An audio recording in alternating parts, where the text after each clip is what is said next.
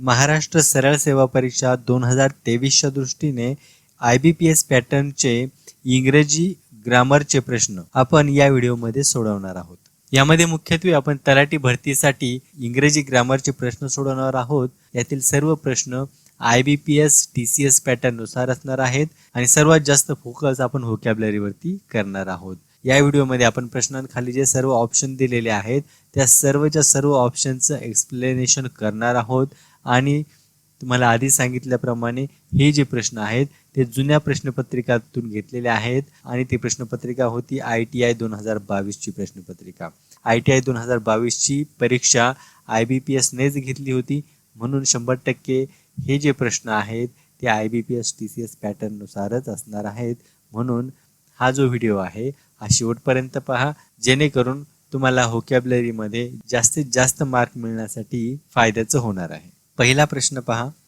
Select the most appropriate synonym of the given word. आपल्याला synonym शोधायचा आहे.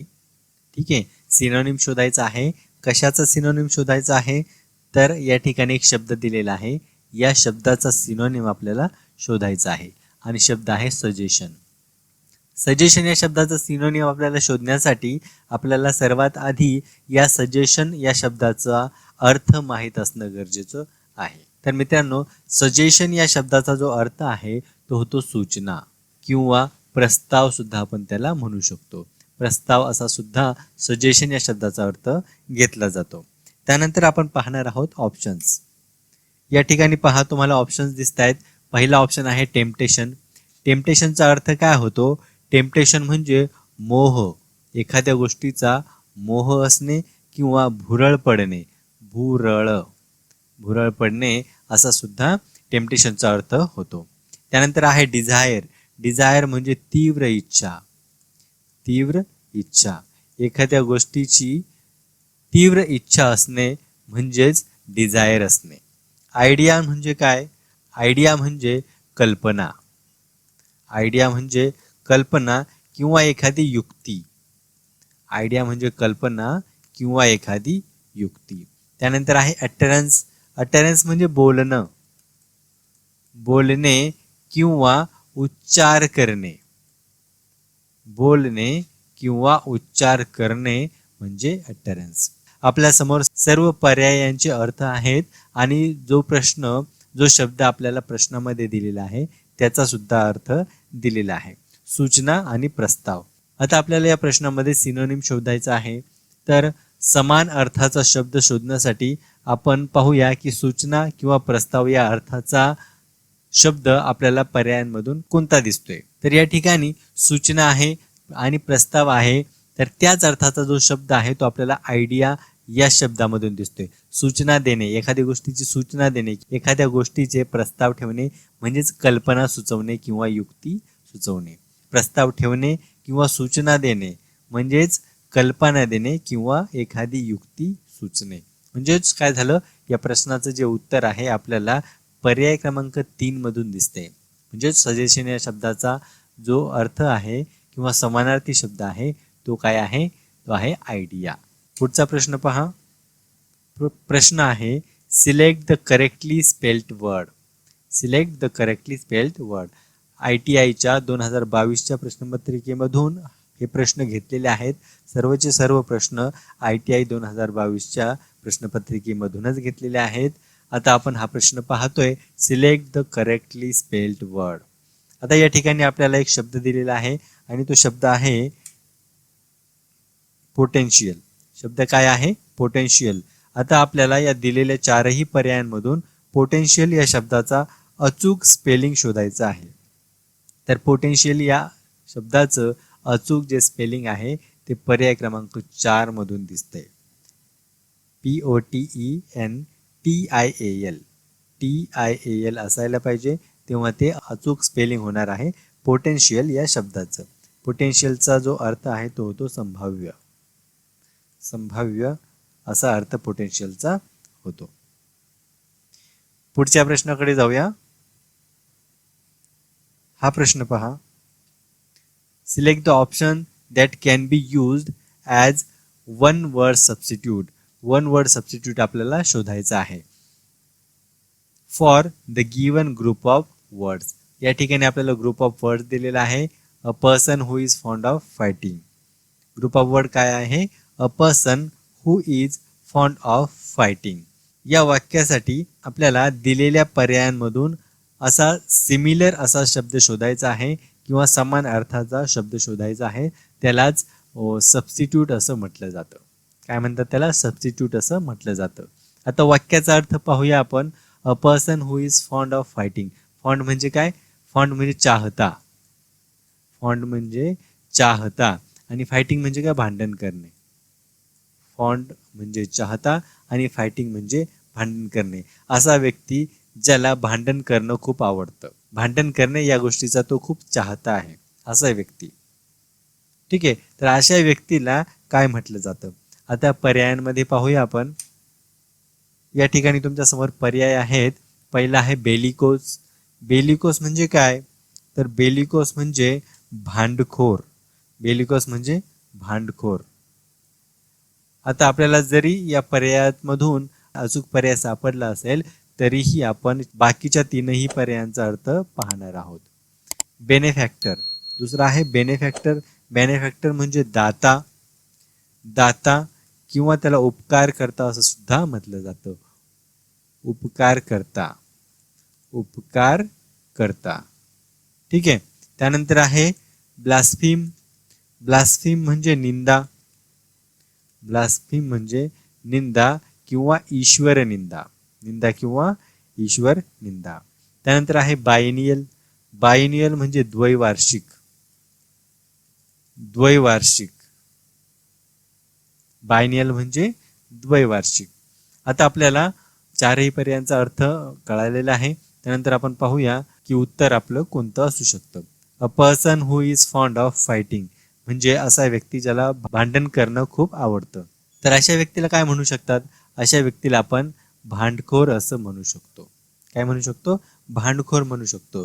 म्हणजे ही जी फ्रेज आहे या फ्रेजला समान अशा अर्थाचा शब्द आपल्याला सापडलेला आहे आणि तो आहे बेलिकोज. तो शब्द आहे बेलिकोज. म्हणजे या प्रश्नाचं उत्तर काय झालं? पर्याय क्रमांक 1. हा आहे next question. Which word in the passage can be replaced by affluently. Which word in the passage can be replaced by affluently म्हणजे आपल्याला ॲफ्ल्युएंटली या शब्दाचा अर्थ शोधायचा आहे. आता पाहूया ॲफ्ल्युएंटली म्हणजे काय? ॲफ्ल्युएंटली म्हणजे संपन्नतेने. संपन्नतेने. ॲफ्ल्युएंटली म्हणजे संपन्नतेने. ठीक आहे. त्यानंतर आता आपण ऑप्शन्सकडे जाणार आहोत.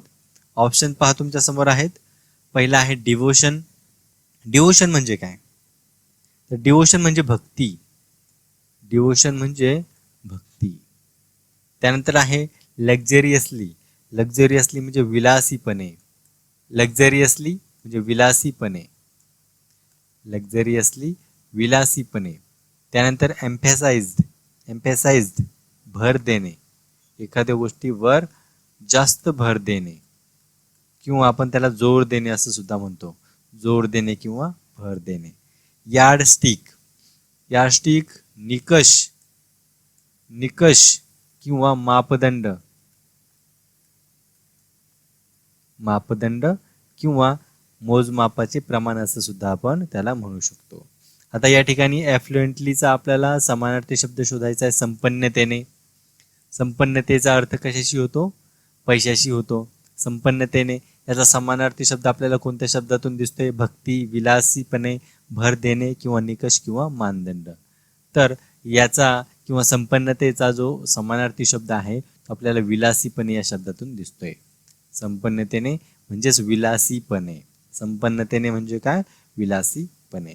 आपल्याला अर्थ सापडलेला आहे. म्हणजेच आपल्याला या ॲफ्ल्युएंटली या शब्दाचा समानार्थी शब्द सुद्धा सापडलेला आहे. ॲफ्ल्युएंटलीचा समानार्थी शब्द झाला लक्झरियसली. पर्याय क्रमांक 2. हा क्वेश्चन पहा. Select the option. Select the option that can be used as one word substitute. One word substitute for the given group of words. या ठिकाणी ग्रुप ऑफ वर्ड दिलेला आहे आणि त्यासाठी आपल्याला वन वर्ड सबस्टिट्यूट शोधायचा आहे. मित्रांनो या व्हिडिओमध्ये ज्याप्रमाणे आपण ITIच्या प्रश्नपत्रिकेमधील सर्व प्रश्न सोडून घेत आहोत व्होकॅब्युलरीशी रिलेटेड, अशाच प्रकारचे जे प्रश्न आहे ते अशाच प्रकारचे प्रश्न आपण इतर व्हिडिओमध्ये सुद्धा सोडवलेले आहेत ITI या प्रश्नपत्रिकेमधले. त्याची लिंक या ठिकाणी मी तुम्हाला आय बटनवरती देणार आहे. तुम्ही वरती क्लिक करा आय बटनवरती आणि त्या ठिकाणावरून तुम्ही तो व्हिडिओ पाहू शकता.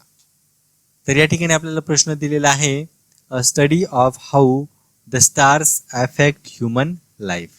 The study of how the star affect human life. A study म्हणजे असा एक अभ्यास, असा एक अभ्यासक्रम. How the stars affect, how the stars affect म्हणजे जे तारे असतात आकाशातील ते कसे परिणाम करतात, कशावरती परिणाम करतात, ह्युमन लाईफ. म्हणजे एक असा अभ्यास, एक असा अभ्यासक्रम ज्याच्यामध्ये हे अभ्यासलं जातं की अवकाशातील जे तारे आहेत ते आपल्या ह्युमन लाईफवरती म्हणजे मानवी जीवनावरती कसे काय परिणाम करू शकतात. त्याला काय म्हटलं जातं, त्या अभ्यासक्रमाला काय म्हटलं जातं. तर आता ऑप्शनकडे आपण जाणार आहोत. पहा ऑप्शन तुमच्या समोर आहेत. ऑप्शन आहेत ॲस्ट्रॉलॉजी. पहिला आहे ॲस्ट्रॉलॉजी. ॲस्ट्रॉलॉजीला काय म्हणतात मराठीत? ॲस्ट्रॉलॉजीला म्हटलं जातं ज्योतिषशास्त्र. ज्योतिषशास्त्र, ठीक आहे, किंवा त्याला फलज्योतिष असं सुद्धा म्हटलं जातं. ज्योतिषशास्त्र किंवा फलज्योतिष. त्यानंतर आहे ॲस्ट्रॉनॉमी. ॲस्ट्रॉनॉमी म्हणजे खगोलशास्त्र. खगोलशास्त्र. त्यानंतर आहे फॉरकास्ट. फॉरकास्ट म्हणजे अंदाज किंवा अनुमान. अंदाज किंवा अनुमान. त्यानंतर आहे चार्ट. चार्ट म्हणजे आलेख किंवा तक्ता. ठीक आहे. आता पहा असा एक अभ्यासक्रम ज्यामध्ये हे अभ्यासलं जातं की अवकाशातील तारे मानवी जीवनावरती कसे काय परिणाम करू शकतात. तर अशा अभ्यासक्रमाला काय म्हटलं जातं? ज्योतिषशास्त्र म्हटलं जातं का, की खगोलशास्त्र म्हटलं जातं? खगोलशास्त्रामध्ये काय अभ्यास केला जातो? खगोलशास्त्रामध्ये अवकाशातील ताऱ्यांचा अभ्यास केला जातो. अंदाज किंवा अनुमान अशा अभ्यासक्रमाला म्हटलं जात नाही, किंवा अशा अभ्यासक्रमाला आलेख किंवा तक्ता असं सुद्धा म्हटलं जात नाही. तर अशा अभ्यासक्रमाला काय म्हटलं जातं? तर त्याला म्हटलं जातं ज्योतिषशास्त्र किंवा फलज्योतिष असं म्हटलं जातं. म्हणजेच असा अभ्यासक्रम ज्याच्यामध्ये हे अभ्यासलं जातं की मानवी जीवनावरती अवकाशातील ताऱ्यांचा काय परिणाम होतो, त्या अभ्यासक्रमाला ज्योतिषशास्त्र किंवा फलज्योतिष असं म्हटलं जातं. त्यालाच इंग्रजीमध्ये ॲस्ट्रॉलॉजी असं म्हणतात. म्हणजे या प्रश्नाचं उत्तर काय झालं? पर्याय क्रमांक 1 ॲस्ट्रॉलॉजी. प्रश्न पहा, select the option that can be used as one word substitute for the given group of words. या ठिकाणी ग्रुप ऑफ वर्ड दिलेला आहे, त्यासाठी आपल्याला काय शोधायचं आहे? वन वर्ड सबस्टिट्यूट शोधायचा आहे. ठीक आहे. आता ग्रुप ऑफ वर्ड काय आहे पहा, तुमच्या समोर आहे group of word. An organism's capacity and ability to survive in its environment. Organism म्हणजे काय? सूक्ष्मजीव. सूक्ष्मजीवांची कॅपॅसिटी अँड ॲबिलिटी म्हणजे काय? क्षमता. सूक्ष्मजीवांची क्षमता. कशाची क्षमता? सर्वाईव्ह म्हणजे जिवंत राहणे. इन इट्स एन्व्हायरमेंट म्हणजे वातावरणामध्ये सूक्ष्मजीवांची जी क्षमता आहे जिवंत राहण्याची, त्याला काय म्हटलं जातं? ऑप्शन पाहूया. ऑप्शन आहेत ॲडजस्टमेंट. ॲडजस्टमेंट म्हणजे काय? ॲडजस्टमेंट म्हणजे तडजोड किंवा समायोजन. तडजोड किंवा समायोजन. त्यानंतर आहे इनहॅबिटन्सी. इनहॅबिटन्सी म्हणजे वस्ती, ज्या ठिकाणी लोक राहतात. इनहॅबिटन्सी म्हणजे वस्ती किंवा घर.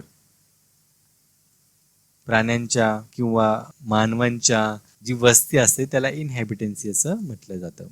ॲडॅप्टेशन. ॲडॅप्टेशन म्हणजे अनुकूलन.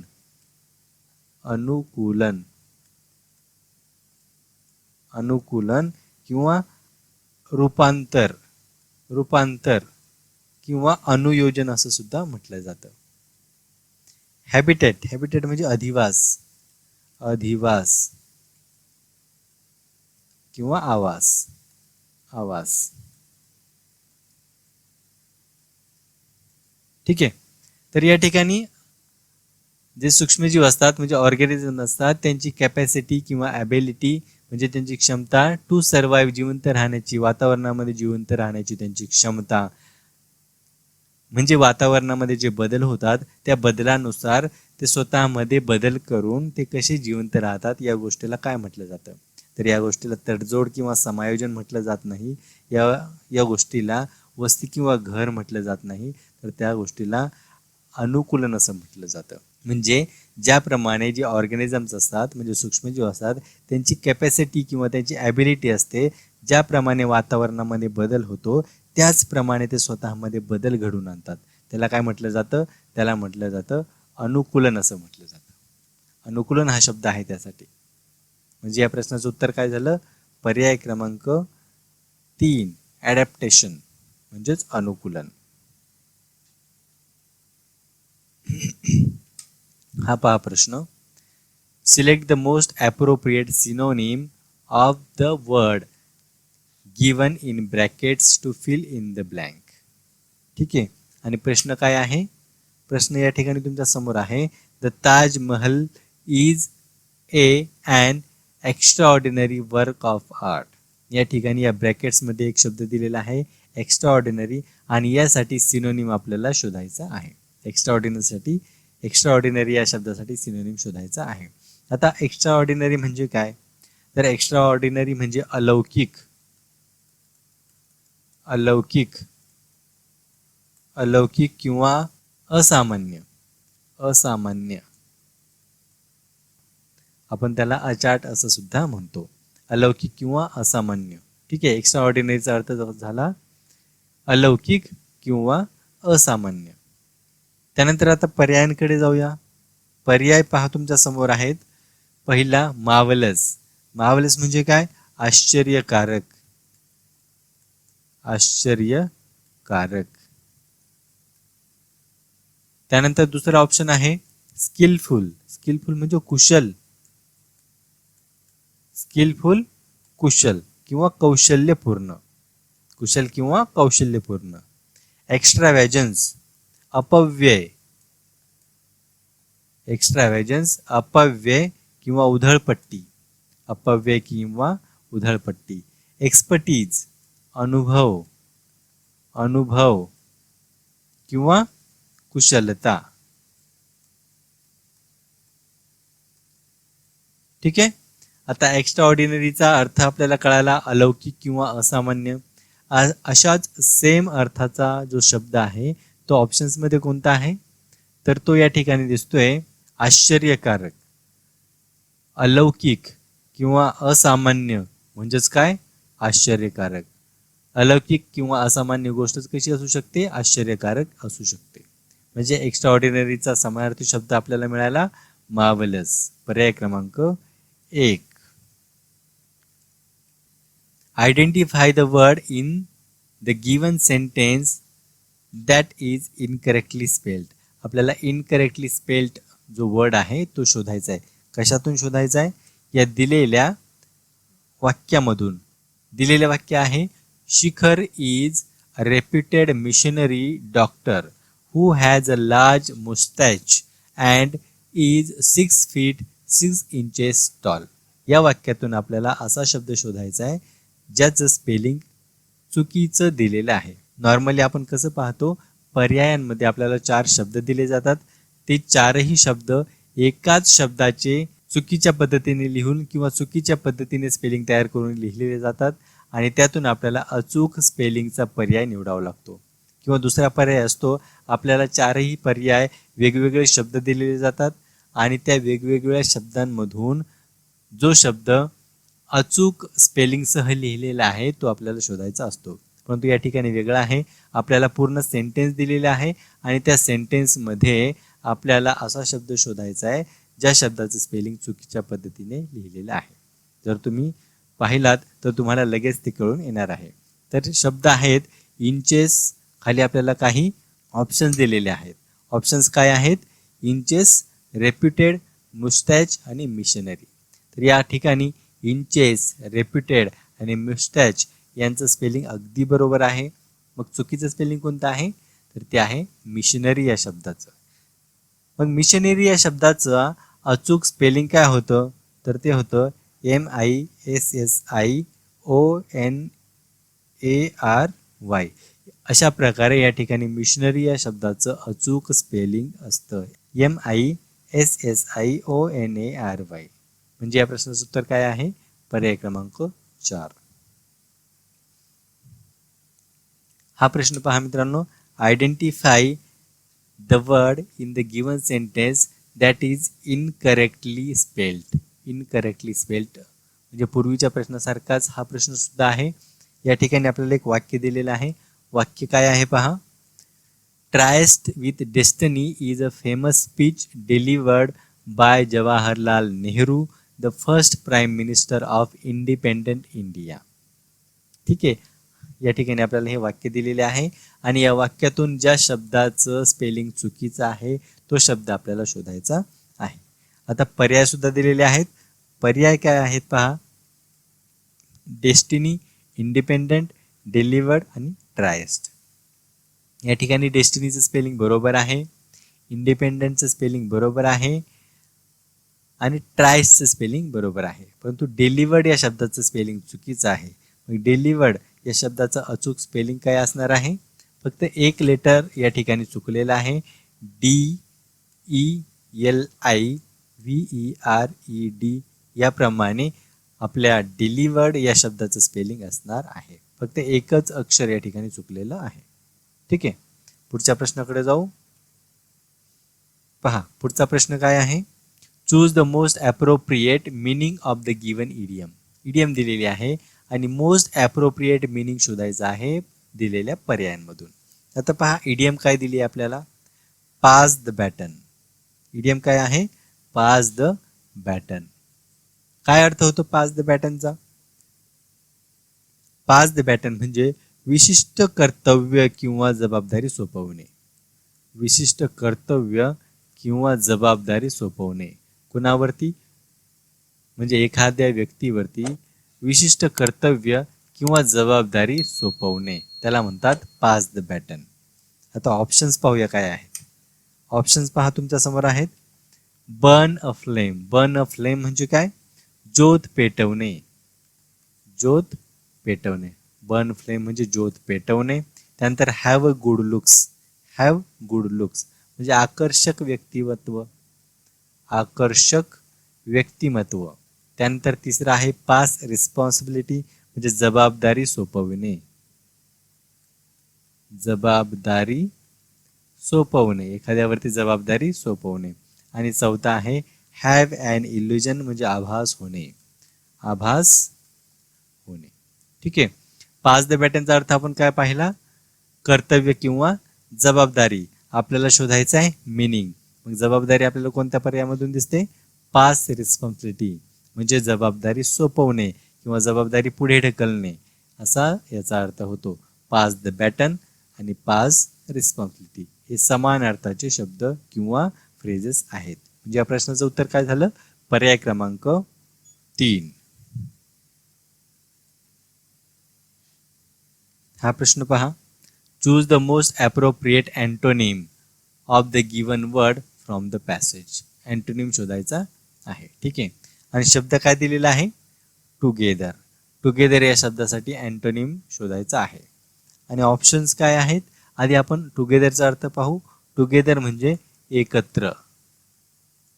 टुगेदर म्हणजे एकत्र किंवा बरोबर. एकत्र किंवा बरोबर. त्यानंतर ऑप्शन्स पाहूया आता. ऑप्शन्स काय आहेत, ओनली. ओनली म्हणजे काय, ओनली म्हणजे अवघा. अवघा किंवा एकच किंवा एकमात्र. अवघा किंवा एकमात्र. त्यानंतर सायमल्टेनियसली. सायमल्टेनियसली एकाच वेळी. एकाच वेळी किंवा त्याला आपण त्याच वेळी असं सुद्धा म्हणतो. त्याच वेळी. एकाच वेळी किंवा त्याच वेळी. सॉलिटरी. सॉलिटरी म्हणजे एकटा. एकटा किंवा एकल किंवा एकाकी. जॉईंटली म्हणजे संयुक्तपणे, संयुक्तपणे किंवा सहकार्याने, सहकार्याने. ठीक आहे. आता आपण पाहिलं टुगेदरचा अर्थ एकत्र किंवा बरोबर, आणि आपल्याला शोधायचा अँटोनी म्हणजे विरुद्धार्थी. एकत्र किंवा बरोबरच्या विरुद्धार्थी काय असणार आहे? एकटा किंवा एकल. सर्व काम एकत्र किंवा बरोबर करणे किंवा सर्व कामे एकट्याने किंवा एकल पद्धतीने करणे. म्हणजे टुगेदरचा विरुद्धार्थी शब्द काय झाला? सॉलिटरी. पर्याय क्रमांक 3. मित्रांनो, अशाच प्रकारचे व्होकॅब्युलरीशी रिलेटेड व्हिडिओ आमच्या चॅनलवरती भविष्यामध्ये येत राहणार आहेत. मित्रांनो, हे व्हिडिओ जर तुम्हाला आवडत असतील तर नक्की आमच्या चॅनलला लाईक करा, शेअर करा तुमच्या मित्रांबरोबर, आणि आमच्या चॅनलला सबस्क्राईब करायला विसरू नका. पुन्हा भेटूया अशाच व्हिडिओमध्ये. धन्यवाद.